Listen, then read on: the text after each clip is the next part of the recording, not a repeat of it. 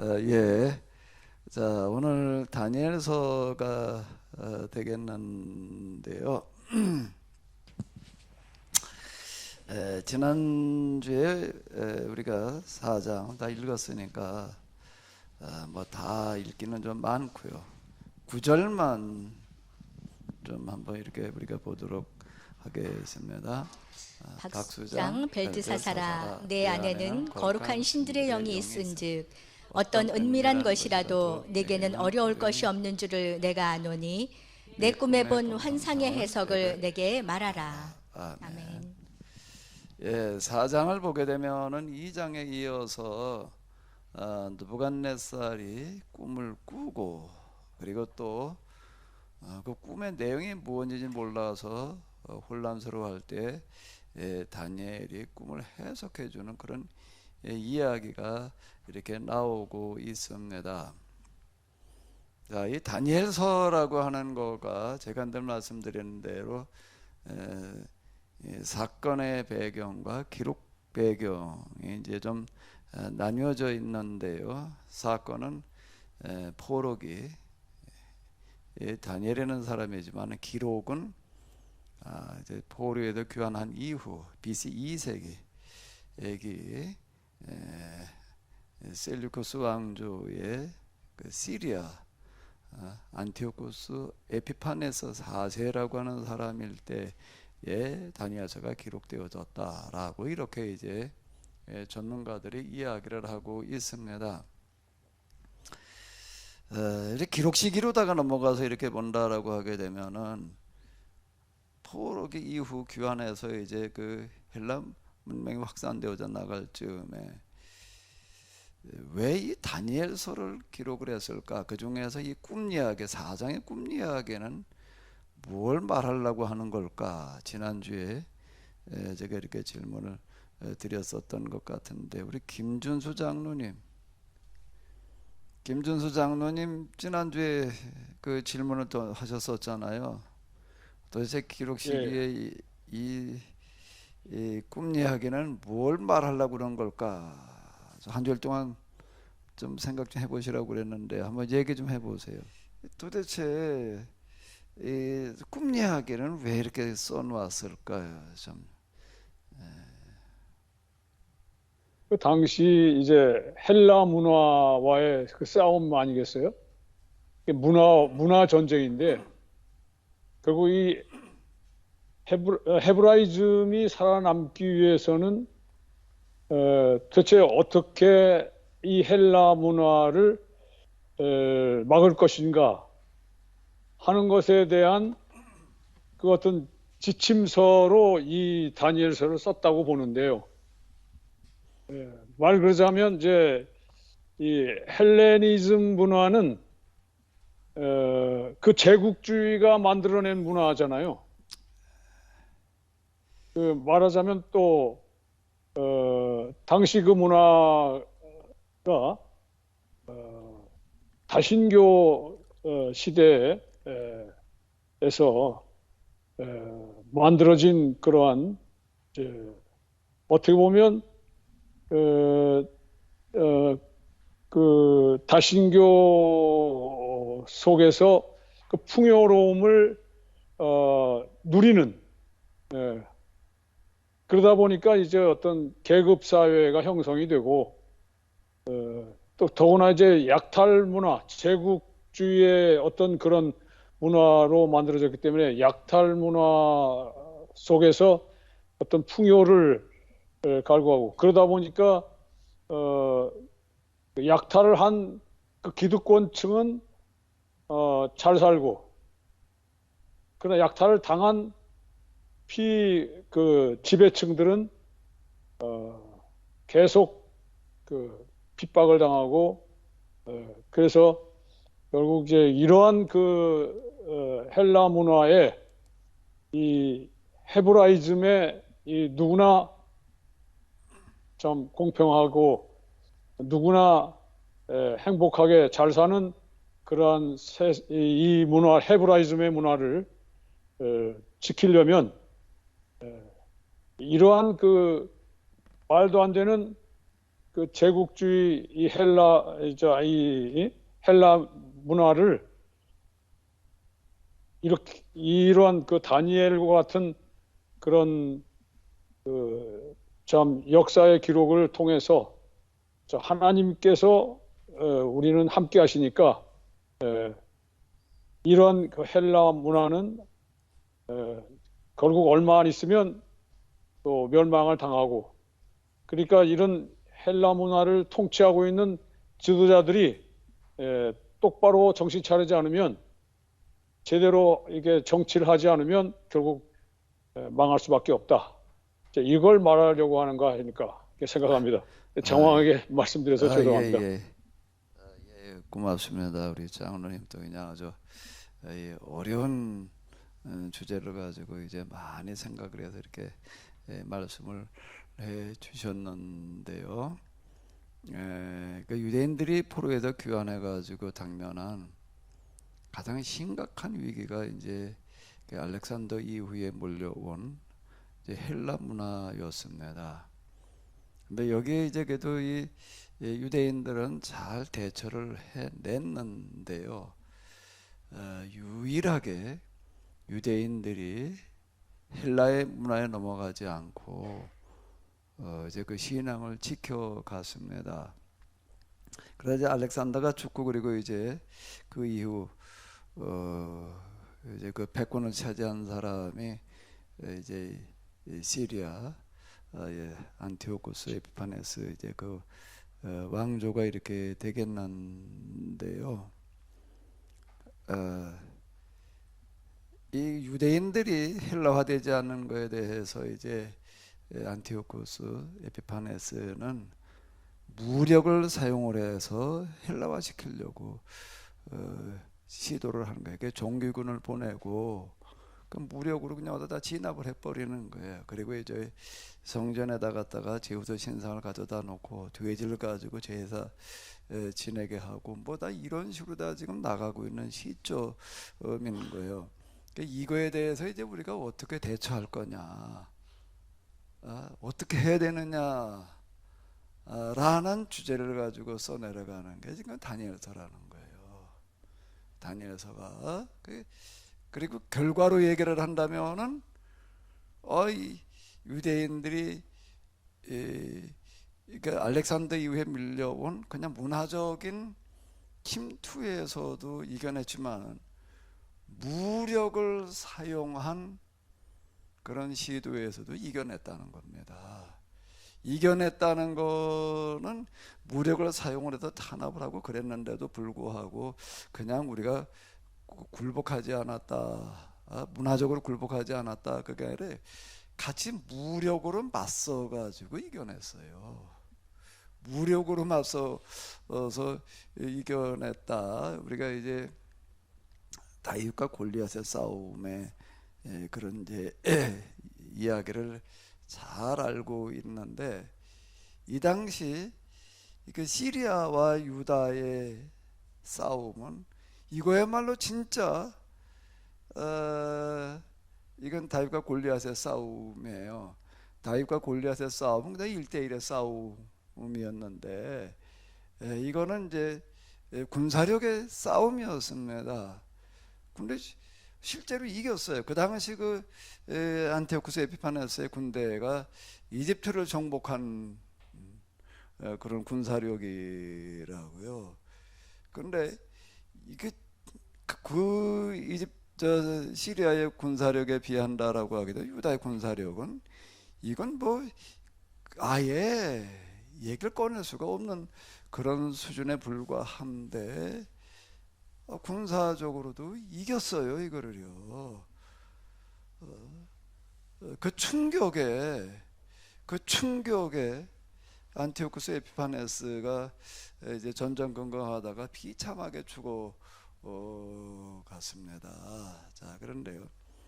자, 그 유대인들이 이게 시리아의 전쟁에서 이기는 거, 그게 이제 그 예경의 마카비서라고 하는 거가 바로 이제 그 책이 되겠는데요.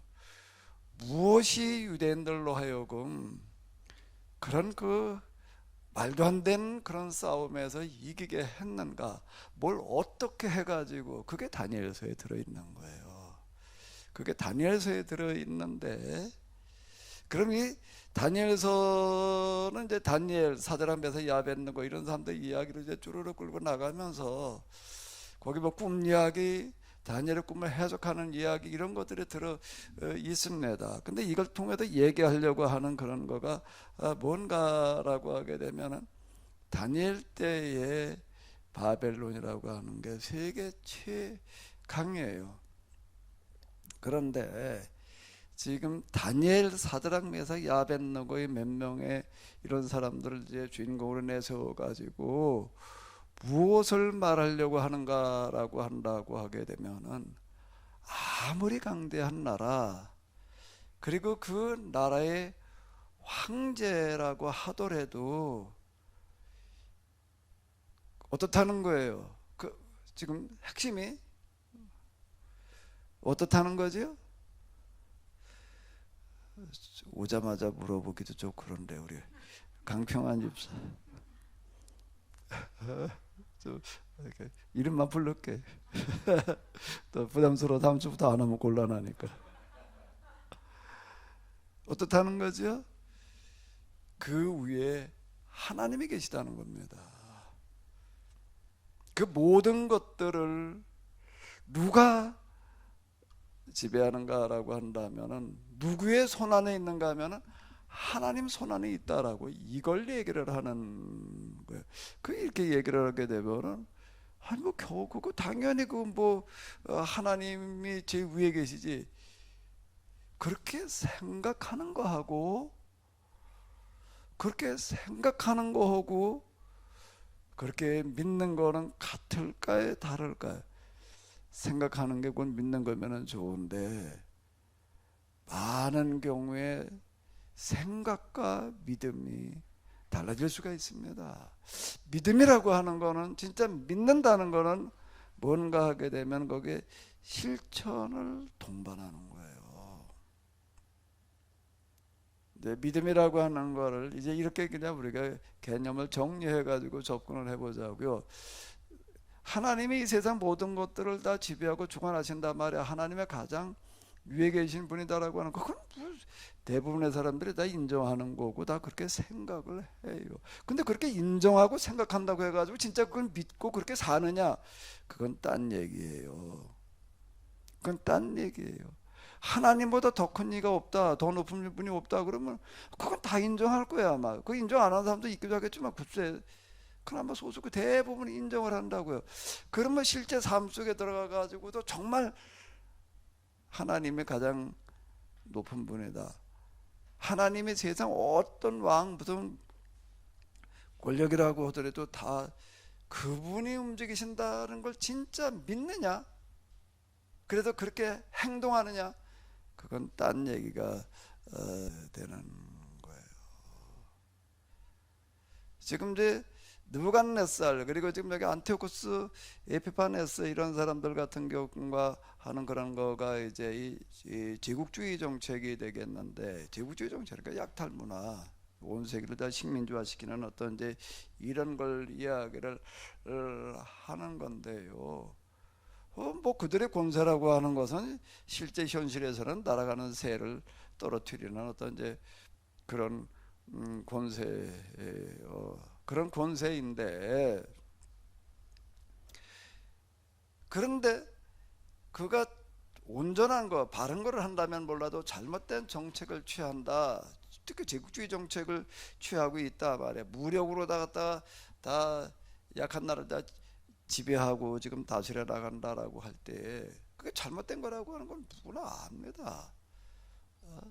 그 당하는 사람 입장에서 본다면 뭐 또 물을 필요가 없어요. 그런데 이게 잘못된 거다, 그러니까 여기에 저항한다. 잘못되니까 진짜 하나님이 이 모든 걸 주관하신다라고 생각하는 것 말고, 인정하는 것 말고 믿는다면 어떻게 해야 되는 거예요?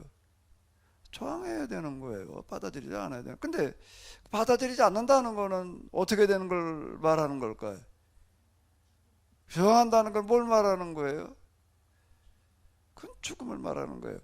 지금 안티오쿠스 에피파네스가 유다를 무력으로 점령해 들어가고 뭐 그러고 할 때 거기 저항하는 사람들이 물론 있었죠. 그거 다 어떻게 했는가 다 갖다가 십자가에 매달아 죽였어요. 범벅으로다가. 그런 사람들 아주 가장 비참한 방법으로 죽여갔다고요. 근데 여기 누가 감히 나서서 저항을 해요. 그건 어려운 얘기라고요. 이런 상황에서 이제 다니엘서를 쓰는 거예요. 어떤 사람이 썼느냐라고 하는 건 뭐 우리가 이제 알 수는 없는데 그냥 다니엘이라는 이름으로 다 이렇게 쓰여져 있는데요. 그리고 여기 다니엘서에서는 뭘 말하려고 하는가라고 하게 되면은 안티오쿠스 에피파네스라고 하는 사람이 지금 전 세계를 지배하는 그런 무력을 사용하고 있지만 그 위에 누가 계시다는 거예요? 하나님이 계시다. 그래서 어떻게 하자고요? 여기 맞서자. 이렇게 이야기하고 있는 겁니다. 근데 그 맞서자라는 그 소재로 이제 다니엘을 이제 예를 들어 가지고 이야기를 해나가면서 지금 이제 이게 꿈 이야기, 특히 두 번째 꿈 이야기 이렇게 보게 되면은 전적으로 지금 느부갓네살이라고 하는 사람은 뭔가라고 하게 되면 하나님 손 안에 지금 있는 거예요. 그 이야기를 지금 써내려가는 겁니다. 그러면서 지금 과거의 다니엘의 이야기를 통해서 오늘의 뭘 말하려고 그런다고요? 기록 당시로 넘어간다면은 느부갓네살이 지금 저렇게 설치고 있지만 그 위에 누가 계시다는 거예요? 하나님이 계시다. 하나님 손 안에 있다. 그래서 그걸 어떻게 하자는 거예요? 그냥 인정하고 생각으로만 하지 말고 그걸 어떻게 하자는 거예요? 정말로 그렇게 믿고 그 다음에 뭘 하자는 거죠? 행동으로 옮기자. 이렇게 이야기하는 겁니다. 그래서 그 결과는 어떻게 됐는가 하면 유대인들이 진짜 골기를 했어요. 근데 골기라고 하는 거 요게 지금 이제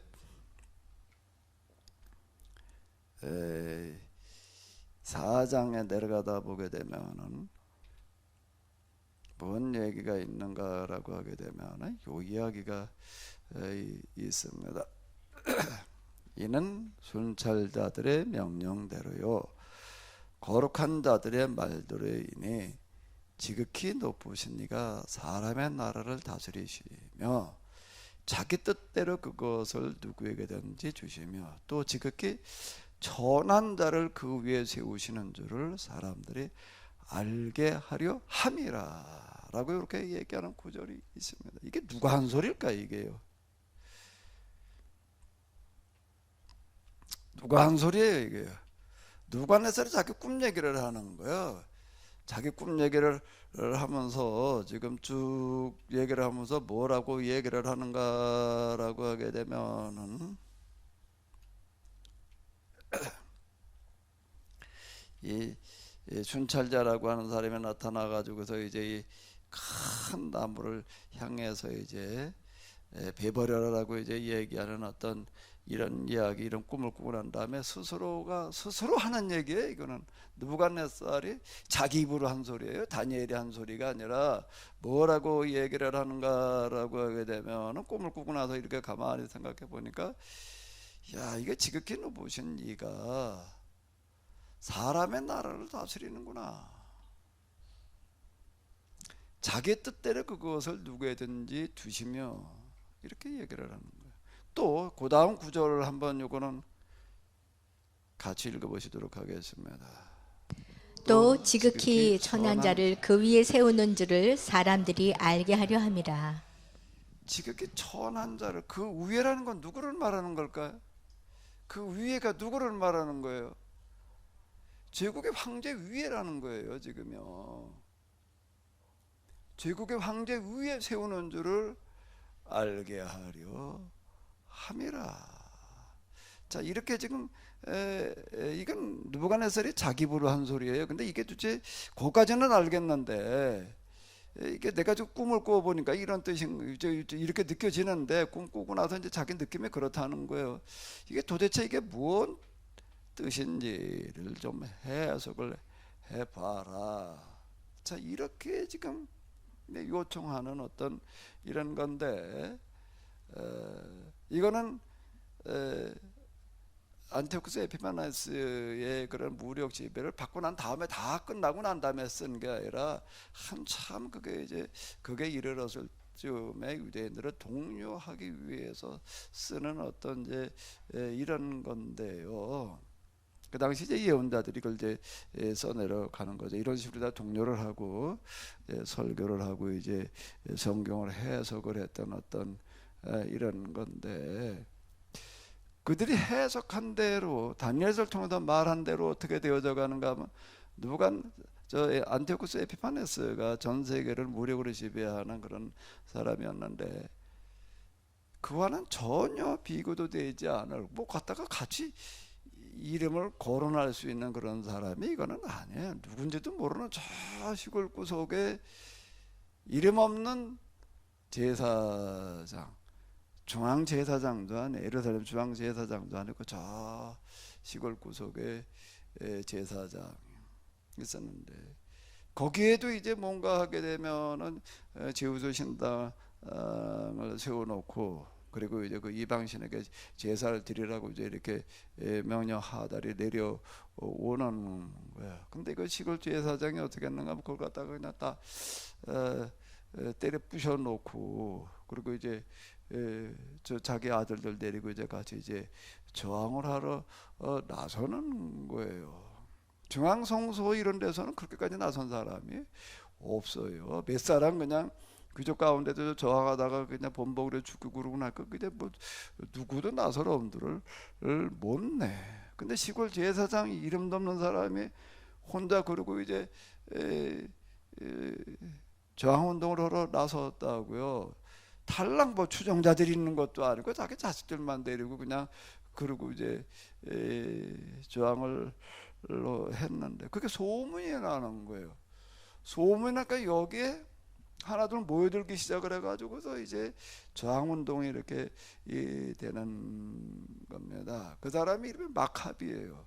마카비서가 이걸 얘기를 하는 거고, 그 저항운동에서 승리를 하게 됩니다. 정면으로는 맞붙어 가지고 승리를 하는데 수많은 사람들 죽었어요. 수많은 사람 죽었는데 끝까지 저항을 하는 거예요. 끝까지 어떻게 저항을 할 수가 있었는가라고 한다라고 하게 되면, 왜 끝까지 또 어떻게 저항을 할 수가 있을까? 세진이 같으면 어떻게 했을 것 같아? 그때 세진이가 있었던, 마이크 좀 줘봐. 너까지 그냥 죽더라도 가서 싸워보려고 그랬을까? 아니요. 왜? 저 죽기 싫으니까요. 근데 그럼 세진이는 진짜 하나님의 살아계시다는 것과 하나님이 세상 모든 것들을 다 지배하신다는 걸 인정해? 그렇게 생각돼? 그건 잘 모르겠어요. 그런데 거기에 마카빈 밑에 몰려온 사람들은요, 정말 어떻게 했는가 하게 되면은 끝까지 싸웠는데, 이 사람들은 이기기 위해서 싸우는 게 아니라 죽기 위해서 싸우는 거예요. 그 무슨 소리냐? 이기기 위해서 싸웠겠지 어떻게 죽기 위해서 싸우느냐라고 한다면, 같이 어쨌든 싸우다가 안식일이 됐어요. 안식일이 됐으니까 어떻게 해야 돼요? 안식일 날에 어떻게 하라고 그랬죠? 일하지 말라. 이걸 어떻게 해석을 하는 거? 우리는 안식일이니까 우리는 전쟁하지 않는다. 그 전쟁하지 않으면 어떻게 하는가 하면 이 진리를 지키고 있다가 다 어디가 숨어버린 게 아니라 그냥 그 자리에 있으면서 안식일이니까 우리는 전쟁하지 않는다 그러고 아무것도 안 하는 거예요. 그 시리아 군들이 가만히 보니까 유대인들이 그냥 가만히 서 있기만 하거든요. 그러니까 와가지고 그냥 다 죽이는 거예요. 하루 수백 명 수천 명이 죽어나가는 거예요. 그 다음 안식일이 또 됐어요. 또 어떻게 하나? 또 죽어가는 거예요. 그러니까 죽기 위해 싸웠다는 얘기가 지금 이런 얘기예요. 그 계속 반복되다가 보니까는 나중에 시리아 군들이 어떻게 하는가 하면, 딴 날은 안 싸우다가 언제 싸우려고 달라드나? 안식일 날만 오는 거예요. 그래가지고 그다음에 작전을 바꿔가지고 그러나 우리가 그냥 이제 수비만 한다. 뭐 이제 이렇게 이제 작전을 바꿨다. 뭐 이러고 하는데 그때 여기에 동참한 사람들은 야 우리가 가서 이게 싸워서 뭐 승산이 있다. 승산이 있다고 생각하고 온 사람들이 아니야. 승산이 있을 수가 없어요. 이거 정규군도 아니에요. 여기 온 사람들은 정규군이라는 거 뭐 군사훈련을 받아가지고서 뭘 칼, 창을, 뭐 활을 제대로 쓸 수 있는 훈련 받은 사람들이 아니에요. 그냥 민병이야, 민병. 그 사람들이 시리아군은 완전 정규군이에요. 군사훈련을 받은. 뭐 무기나 이런 게 비교도 안 되는 거고.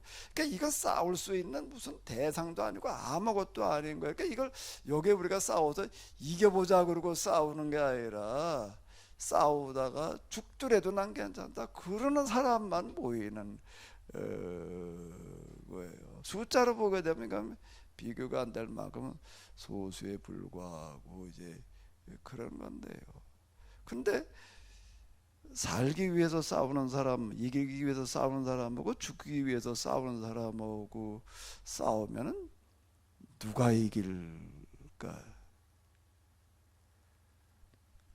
전에 제가 있던 교회에서 어떤 그 목사님의 예화를 듣는데 학교 다닐 때 이 얘기를 저는 자기 반에서 이제 힘이 제일 센 애가 맨날 그냥 저 약한 힘도 없고 저 등치 잡고 그런 애 그냥 맨날 줘받고 괴롭히고 이제 그랬는데 그 어느 날 싸움이 붙었대. 제일 싸움을 잘하는 애하고 제일 힘이 약하고 싸우지 못하는 애하고 싸우는데 누가 이겼을까요?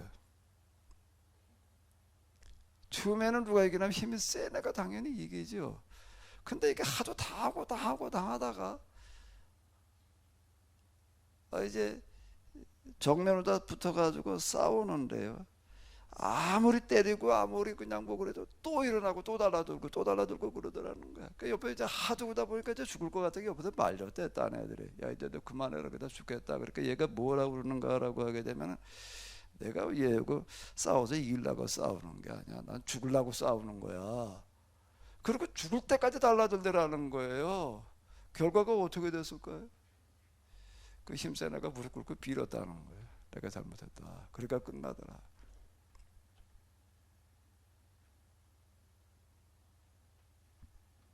죽으려고 싸우는 사람을 당할 방법은 없는 거예요. 실제 그 역사가 어디에 들어있는가? 마카비 상하서에 들어있는 거예요. 한번 읽어보세요. 그 얘기예요. 말도 안 되는 그런 싸움에서 유대인들이 승리를 했어요. 그 충격으로 안티오쿠스 에피파네스가 죽었다고요. 이 자막에 걷어 죽어갔는데요. 죽으면서 결국 가가지고선 뭐 전해지는 말에 하게 되면 이스라엘 하나님 인정을 했단 말이야. 저 유대인들이 믿는 하나님이 진짜 하나님이다. 뭐 그랬다라고 이제 이렇게 알려지고 있는데요. 이 다니엘서가 바로 그와 같은 책이에요. 이게요. 꿈 얘기를 통해서 얘기하려고 하는 거는 뭔가라고 하게 되면 지금 바벨론의 왕 느부갓네살이라고 하는 사람은 전적으로 지금 하나님의 지배 가운데 있단 말이야. 꿈꾸는 것도 그렇고 꿈꾼 대로 그렇고 그 자기 입으로 하는 얘기가 뭐라고요? 어떻다고요? 17절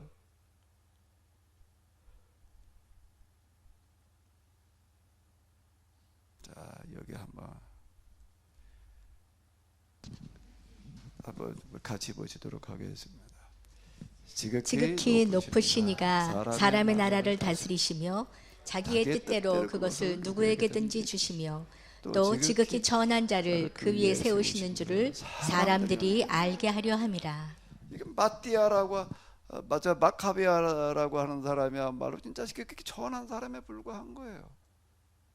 근데 그 사람이 누구를 꺾는가라고 하게 되면 안티오코스, 그 안디옥이라고 하는 그런 그 도시가 그 사람의 이름으로 다 지은 그런 거예요. 그러니까 수리 안디옥, 그 안티오코스 그런데요.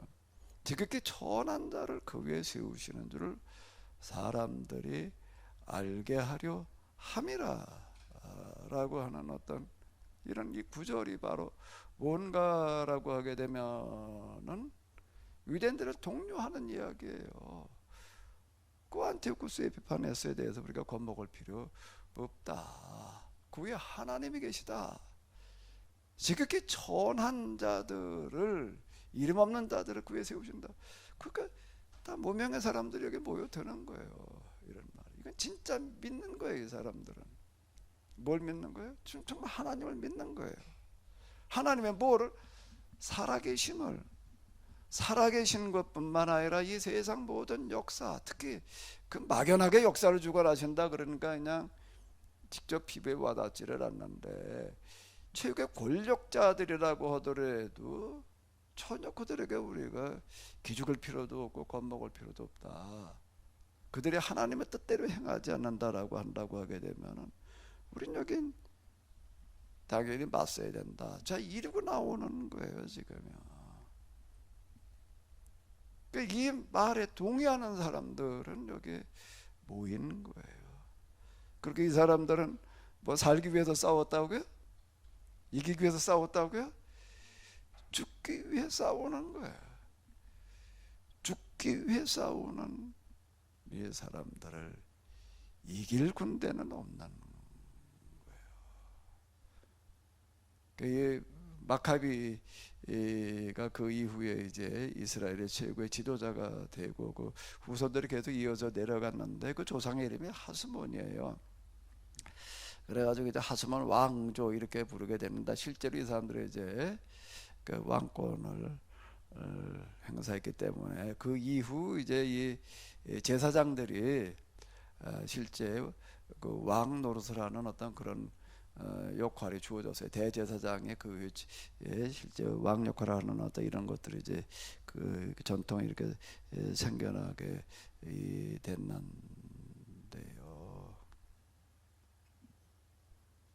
자, 이게 사건 당시와 기록 당시. 그러면 이제 그다음 또 뭘 하나를 봐야 이제 되는가요? 이걸 해석하는 오늘의 해석 당시, 오늘 지금이야 이제. 2021년 12월 26일 마지막 주, 지금 우리가 이 다니엘서를 다시 이렇게 해석해 나간다라고 할 때, 그 오늘 우리에게 다니엘서는 무엇을 말하나요? 기록 당시에는 유대인들에게 이 안티오쿠스 에피파네스 천하무적이지만 그가 하는 일이 약탈 전쟁인데 이거 우리가 그냥 둘 수 없다 말이야. 여기 이렇게 맞서야 된다. 그걸 독려한 거예요. 그렇게 여기에 독려된 사람들이 모여가지고 정말 그 전쟁을 승리로 이끌어 나가는 거예요. 문화 전쟁만 승리한 게 아니라 포로기 이렇게 보게 되면은 문화 전쟁에서는 안식일법 뭐 이런 거 할리 이런 걸 앞세워 가지고서 끝까지 이제 어쨌든 견뎌냈는데 그 무력으로 침략해 오는 이런 거에도 무력으로는 굴복당함보다 정신적으로다가 굴복하지 않았다 그 얘기가 아니라 무력에 같이 맞서 가지고 이겨냈다. 그 유일한 예예요. 유일한 예라고 그 수많은 나라들 가운데에서 다 거기 식민 지배로 들어가 버리고 말하지. 물론 여기서 이겨냈다라고 하는 거가 뭐 완전 독립을 쟁취했다 그런 얘기는 아니에요. 안티오쿠스 에피파네스가 이제 더 이상 무력으로 헬라화 시키려고 하는 거를 포기했다.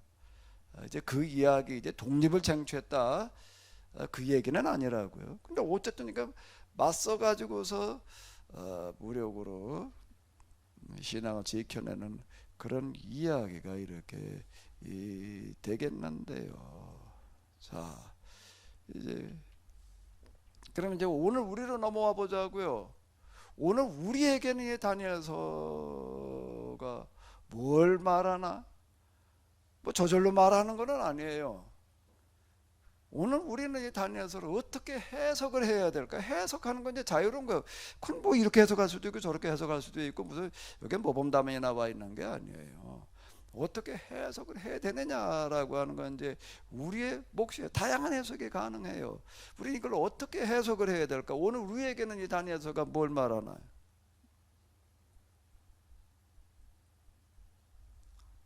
오늘 우리에게는 다니엘서가 뭘 말하나요? 누가 좀 얘기하실 분이 있으면 얘기해 봐요. 뭘 말할 것 같아요? 뭘 말한다고 해석을 해. 저절로 말하는 건 아니에요. 어떻게 우리는 이걸 해석을 해야 될까? 오늘 기도한 우리 김주아 선교사님, 뭐 계약법으로 뭐라고 그러시던데 기도하면서도 그렇고, 이제 우리 교회에서 기도하시는 분들 보게 되면 이제 계약법으로 이 세상에 하나님 나라가 임하자는 말을 빼버리면 기도가 안 되는 것 같아. 그게 하나 달라졌다. 내가 이제 아까 기도 들으면서도 이제 어쨌든 그동안에 제가 또 얻은 얘기가 이제 기도하는 걸 보게 되면 하나 달라진 게 있단 말이에요. 이제 내가 이제 그런 생각이. 김주아 선교사님, 이 다니엘서를 오늘 우리 어떻게 해석을 해야 될까? 목사님이 여태까지 저희들에게 하신 말씀들에 비추어서 보면 사실 이제 이 대멸종의 문제를 우리의 힘으로는 도저히 이제는 해결할 수 없는 그런 문제지만 이 계약 공동체가 이것에 도전해야 되는 거, 그거를 우리에게 요구하고 있다. 그렇게 볼 수 있을 것 같아요. 그래. 이 대멸종. 그동안에 이제 5차 대멸종이 있었대요. 이 지구 역사에. 마지막 그 대멸종이 뭐 공룡이 어떻게 발자국만 그 알만 남아 있고 뼈자국만 남아 있어 가지고 뭐 어디 박물관에 가면 이제 이렇게 재를 놓고 그러고 하는데, 공룡이 있었던 것은 사실인데 이제 사라져 버렸어요. 근데 이제 이번에 인간이 이제 그 공룡의 또 발자취를 따라갈 차례다. 뭐 이제 이렇게들 이야기를 하는데요. 자, 오늘 우리가 이제 이 다니엘서를 해석을 한다라고 하게 되면 오늘 우리가 당면한 가장 심각한 문제가 뭐냐라는 것을 먼저 우리가 이제 봐야 될 얘기예요. 오늘 우리가 당면한 가장 심각한 문제가 뭐예요? 그 대멸종에 어떤 얘기할 것도 없는 거예요. 그동안은 이런 말들이 피부로 와닿지를 않았는데 코로나 사태를 통해서 이제 진짜 이제 피부로 느껴요. 그동안 이제 백신 뭐 1차, 2차 그리고 맞고 난 다음에 이제 먼저 맞은 나라들이 이제 자신감이 넘쳐가지고서 어떻게 했는가 하게 되면 이제 위드 코로나 이제 그랬습니다. 위드 코로나 그래가지고 이제 내가 코로나 그냥 뭐 감기 정도로 생각을 하고, 이거 완전히 없어지는 건 아니까 그냥 감기가 백신 가지고 해결한 데가 뭐냐로 그냥 같이 살자. 그렇게 위드 코로나 그러고서 너도 나도 그냥 그런데 그런 나라일수록 어떻게 돼버렸는가 하게 되면은 완전 지금 뭐 덴마크 그런 나라 지금 어디 이렇게 보니까는 잠깐 한번 볼까요?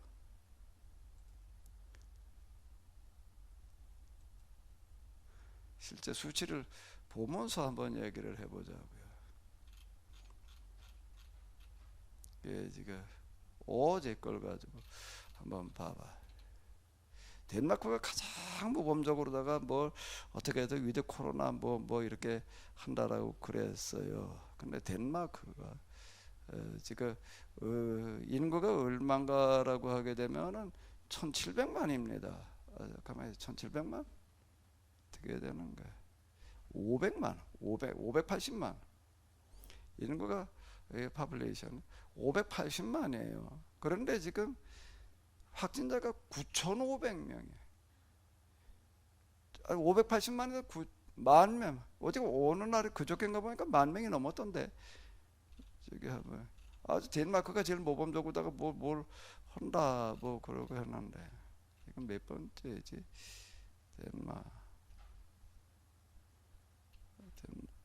금방 봤는데 어디 갔냐? 10,000명이 넘어가요. 10,000명, 9천 몇 명, 10,000명 왔다 갔다 하는 거예요. 저 완전 이제 저 방역 무슨 아니면 백신 이런 거 가지고서 이제 우리는 저 코로나로부터 해방됐다 그런 나라들은 완전 비웃고 있는 것 같아 지금. 미국은 지금 얼마인가 19만 7천 지금 그러고 올라가고 있어요. 지금 영국이 제일 먼저 위드 코로나 했나? 12만. 뭐 프랑스가 뭐 9만. 어제 제가 본 얼핏 이렇게 본 무슨 그 인터넷 뉴스에 이야기된 미국의 무슨 대학에서인가 연구소에서 이렇게 그 동안에 이제 오미크론 등장한 다음에 갖다가 이렇게 실험을 해봤더니 그 동안에 만들어진 백신이라고 하는 거는 오미크론에 아무런 도움이 안 된단 말이에요. 전혀 효과가 없단 말이에요. 전혀. 항체 뭐 어쩌고 저쩌고 뭐 1차, 2차부터 붙어서 맞아봐요. 오미크론은 소용이 없다. 그 결과 어제 나오더라고요. 이제 그런 결과가 이제 그 몇 주 됐으니까 이제 아마 그런 결과들을 이제 얘기를 하는 거 같아요. 그 뭐 지금 이러고 있어가지고 도로 다시 이제 봉쇄로 돌아가고 뭐 그러고 있다. 지금 우리가 하나 경험하는 건 뭔가 하면 백신 가지고 해결할 수 있는 문제가 아니라는 게, 백신 가지고 해결이 되기를 기대를 했는데 전혀 소용이 없단 말이에요. 자, 이러고 있는 거야. 그럼 뭐 지금 어쨌든 이 코로나 사태를 비롯해 가지고서 뭐 이런 증상들은 지금 많습니다. 대멸종의 증상들은 이게 이제 피부로다 우리가 이렇게 느껴지는데, 미세먼지, 무슨 미세 플라스틱, 뭐 어쩌고 뭐 별의별 일들이 다 나오고 있잖아요. 하루에 멸종돼 나가는 그런 그 종들이 수없이 많다 말이야.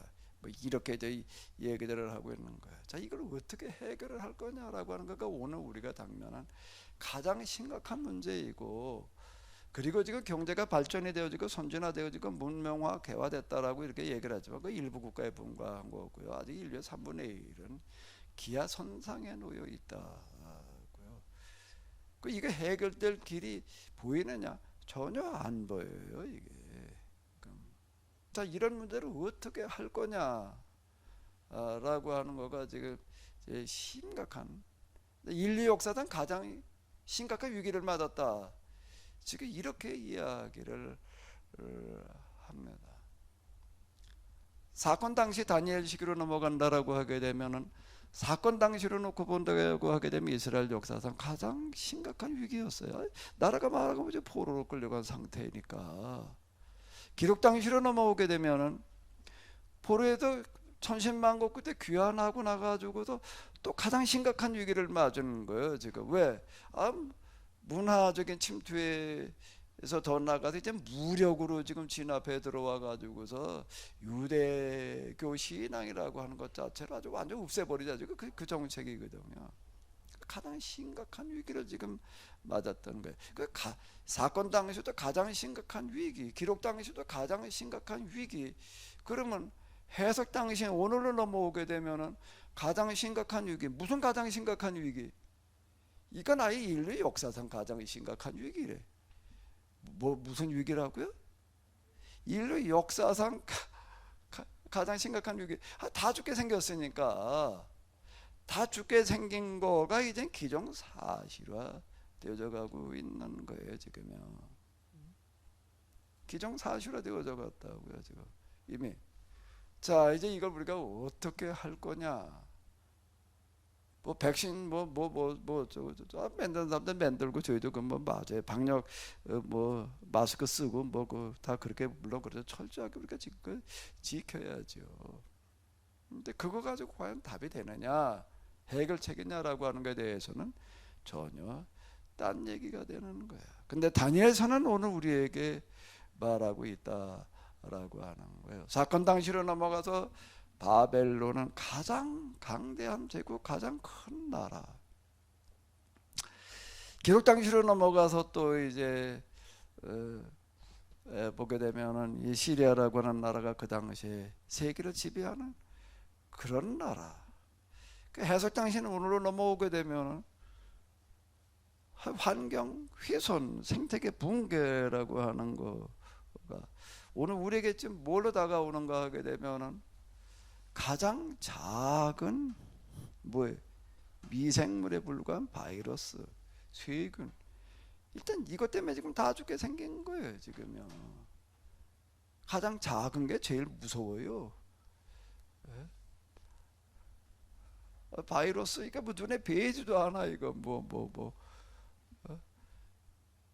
아주 고성능 현미경 가지고 봐야지나 모양이 보이는데 뭐 코로나라는 게 무슨 뜻이죠? 코로나가 왕관이야, 왕관. 왜 왕관이라는 이름을 갖다 붙여줬나?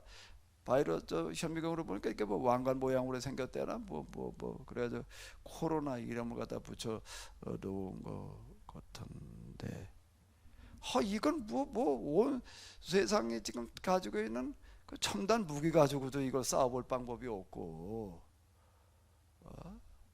이거 뭐 백신 가지고 어떻게 해봐야 되는데, 이것도 지금 오미크론이라는 게 등장을 해가지고도 완전히 비웃고 있고, 오미크론이 아니라도 그때 델타 이것만 가지고도 지금 그냥 그게 감당이 안 돼가지고 좀 저러고들 있는데, 자, 이런 문제 앞에서 이제 우리는 뭘 어떻게 해야 될 거냐? 다니엘서야말로 뭔가 하게 되면은 위기를 기회로 바꿔가는 책이었어요. 위기를 기회로 바꿔가기 위한 책이었다고요. 그러면 오늘 우리는 다니엘서를 이제 해석해 나가면서 어디다 초점을 맞춰야 될까요? 이 위기를 어떻게 기회로 만들어 갈 거냐. 근데 여기에 가장 중요한, 아주 단순한 겁니다. 이건 복잡하게 접근해 가지고 해결되는 게 아니에요. 가장 큰 대책은 어디에 있는가 하면 단순성에 있어요. 아주 간단 명료해야지 되는 건데, 그게 뭔가 하게 되면은 바벨론 군대 위에 계시는 하나님, 시리아 군대 위에 계시는 하나님, 이번에 뭐 위에 계시는 하나님이에요? 가장 작은 세균 위에 계시는 하나님. 뭘 인정하는 것으로 끝나지 않고, 그렇게 생각하는 것으로 끝나지 않고, 뭐 하는 것으로요? 믿고 그 다음에는요 뭘 옮기는 거예요? 믿는다라는 거는 그건 뭘 말하는 거예요? 그렇게 행동으로 옮겨지는 거를 말하는 거예요. 여기에 답이 있다는 겁니다. 아주 간단한 거예요. 그럼 무엇을 실천할 거냐 말이야. 무슨 행동을 하라는 것이냐 라고 하는 거에 있어서는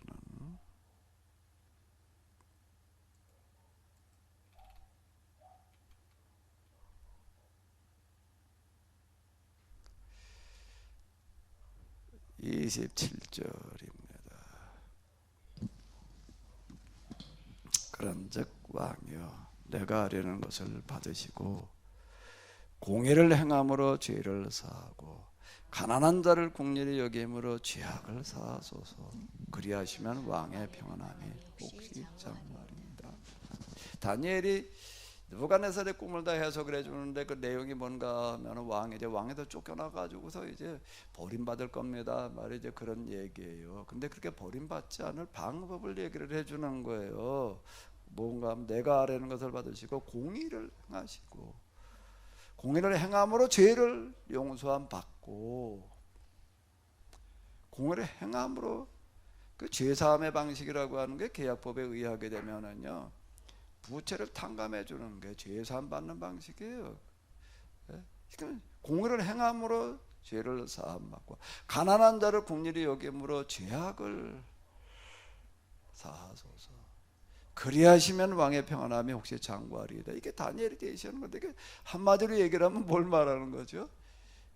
약탈 그런 거 이제 그만하고 계약법대로 공의를 해하고 가난한 자들을 좀 불쌍히 여기시고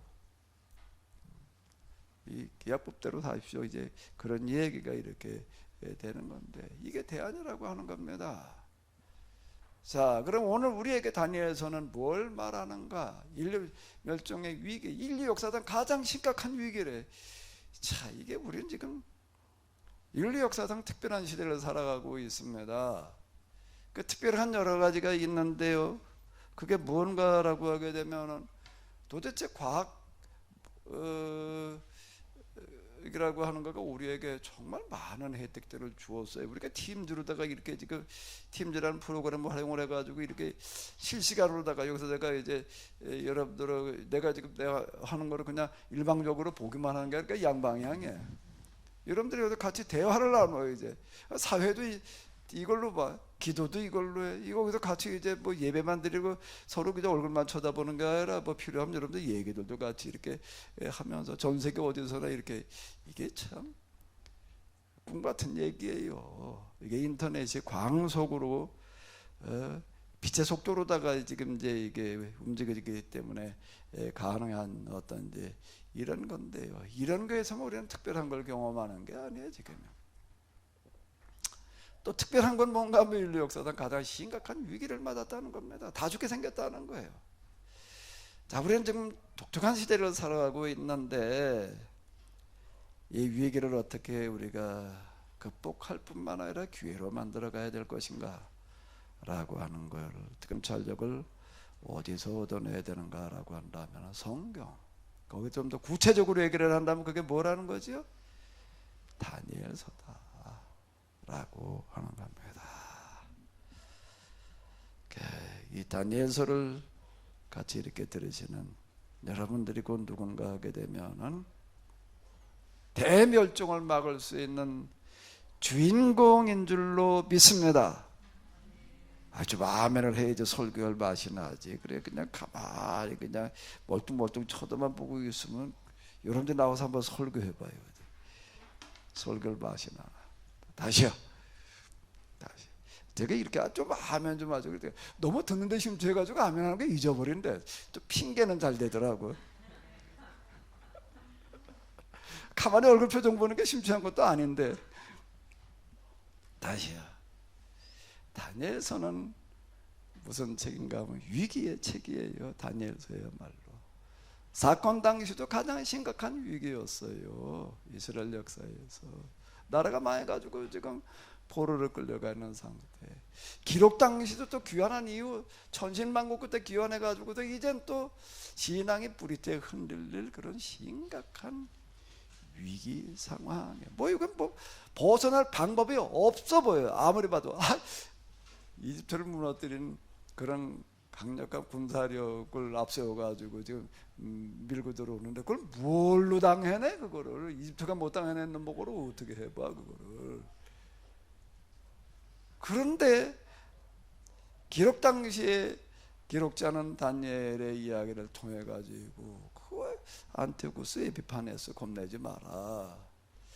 에피파네스라고 하는 게 안티오쿠스는 이름이고 에피파네스는 별명이에요. 에피파네스 에피판이라고 하는 건 뭔가 하면 하나님의 나타나심 신현현을 얘기를 하는 건데 지가 하나님이라고 그러는 거예요. 동전에다가 자기를 신이라고 갖다 집어넣은 그런 사람인데 스스로 하나님으로 행세하는 저 겁먹을 필요 없단 말이야. 이러고 나가는 거예요. 아주 단순한 겁니다. 그 무력에 겁먹을 필요 없다. 그야 우리 하나님이 계시다. 이렇게 얘기하는 걸 통해 가지고서 정말로 이겨냈어요. 에피파네스라고 하는 게 허구에 불과하다라고 하는 거를 증명해 냈는데 시리아가 유대인들에게 패했다는 소식을 듣고 그가 그냥 그 충격으로다가 아주 비참하게 이제 죽어 갔는데 다니엘서는 위기의 책, 위기를 극복한 책이에요. 이제 우리는 다니엘서를 다시 해석해 나가면서 이제는 위기도 등급이 있는 것 같아. 위기도 등급이 있는 것 같은데 인류의 역사상 당면한 가장 큰 위기이래. 그 뒤집어 놓고 본다라고 하게 되면 극복하기 가장 어려울 수도 있겠지만은 가장 큰 기회라는 말도 되는 거예요. 그럼 우리 뒤집어 생각을 하자고요. 오늘 우리에게는 가장 큰 기회가 왔다. 아멘 좀 해요. 너무 몰입해가지고서 아멘 할 생각을 못했다고. 그런데 그 누가 나서서 그러면 이 엄청난 일을 해낼 거냐? 여기 17절에서 뭐라고 그랬다고요? 그 바벨론의 느부갓네살 위에 또 그 다음에 저 시리아의 안티오쿠스 에피파네스 위에 누구를 하나님께서 세우시리라? 가장 천한 자를 그 위에 세우시리라. 이렇게 얘기를 하고 있는 거예요. 가장 천한 자. 여기 가장 천한 자가 아닌 분 한번 손 들어봐요. 사실 우리 다 가장 천한 자에 불과해요. 우리가 뭐 내놓을 게 뭐가 있어요 사실. 내놓을 게 세진은 뭐가 있어? 내놓을 게 뭐 내놓을 만한 거 뭐 있어? 이 역사상 당면한 가장 큰 위기를 극복해낼 만한 게 뭐가 있어? 뭐 대단하게 뭐 아무것도 없어요 사실. 우린 뭘 여기 내놓을 만한 게 저는 어렸을 때 뭐라 그러 하느니 많이 들어. 개뿔도 없대. 개뿔도 없다고 우리는. 개가 뿔이 어디 있어? 개가 뿔이 없는 것처럼 우리는 내놓을 게 아무것도 없다. 개뿔도 없는데 가장 미천한 자에 불과한 거야. 그런데 다니엘서에서는 이렇게 이야기하고 있습니다. 가장 겁에 있는 사람의 가장 미천한 자를 하나님께서 들여 올려 놓으시리라. 아멘? 아멘? 그 사람이 되시기 바랍니다. 오늘 이 예배를 드리시는 분들, 이 말씀을 들으시는 분들이 바로 이 세상에 가장 위에 하나님께서 놓으실 그런 가장 작은 자인 줄로 믿습니다. 원래 이 세상의 원리가요, 이치가요, 가장 낮은 게 가장 높은 거예요. 그게 구의 원리인데 왼쪽이 오른쪽이고요. 가장 높은 건 가장 낮은 거고요. 가장 낮은 게 가장 높은 거야. 스스로 가장 작게 여기는 사람이 가장 큰 사람입니다. 나 내놓을 게 뭐 아무것도 없다. 뭘 가지고 우리가 뭘 해보자고 말이 안 돼라고 생각하는 그게 곧 뭔가 하게 되면 조건이 성립된 거예요. 여러분들이야말로 인류 역사 이래로 당면한 가장 큰 위기를 가장 큰 기회로 바꿔갈 수 있는 주인공들이신 줄로 믿습니다. 아니 아멘이 동시에 좀 탁 나와야지 설교를 끝내지. 이걸 계속 해야 되잖아요. 계속 그냥 이렇게 또 해요? 1시간 또 해요? 다시요. 여기 참석하신 분들도 이걸로 해봐요 이제. 자 다시요. 똑같이 한 마음과 한 뜻이 돼야지 뭐 일이 되지. 누군 하고 누군 안 하고 그러면 이게 일이 안 돼요. 하나님께서 함께 하시는 증거는 다 한 마음과 한 뜻이 한 목소리로 나오는 겁니다. 자 다시요. 인류 역사상 당면한 가장 큰 위기를 누가 나서서 어떻게 극복을 해야 되느냐. 누군가가 이걸 해결을 해야 될 터인데 그렇지 않으면 다 죽게 생겼는데 하나님께서는 지금도 누군가를 통해서 그를 해결하기를 원하시는데, 그런데 가장 작은 자에 불과한 내놓을 것이 아무것도 없는 가장 미천한 자에 불과한 여러분들이 바로 그 일을 해낸 주인공인 줄로 믿습니다. 아멘? 어디 보자. 손도 내리지 말고 들고 있어 봐봐요. 어디 다 들었나? 다 들었나? 어디 봐봐. 승집사님 든 거예요? 소집사님은 어떻게 된 거야? 손이 안 보여. 들었구만. 다 들었으니까 관둬야 되겠네. 이제 그만해야 되겠네. 예. 정말로 성경은, 하나님은 그렇게 말하고 있습니다. 생각만 인정만 하지 말고 믿고 작은 실정. 아까 찬양 불렀잖아요. 작은 믿음이 있다면 어떻다는 거예요? 겨자씨만한 믿음이 있다면 생태계를, 이 인류 역사를 바꿔나갈 줄로 믿습니다. 하나님 오늘 예배 있게 하심을 감사드립니다. 이 말씀 듣게 하심을 감사드립니다. 성경에 특히 위기의 책인 다니엘서가 오늘 우리에게 무엇을 말하는지를 가슴으로 듣게 하여 주시옵소서. 믿음으로 듣게 하여 주시옵소서. 실천으로 듣게 하여 주시옵소서. 그때 인류 역사상 당면한 가장 큰 위기를 가장 큰 기로 바꿔갈 수 있는 그런 역군들이 되게 하여 주시옵소서. 이제는 우리 주 예수 그리스도의 은혜와 하나님 아버지의 놀라우신 사랑과 성령님의 도우심이 저희들 가운데 다니엘서의 영으로 함께하여 주시옵시기를 간절히 축원하옵나이다.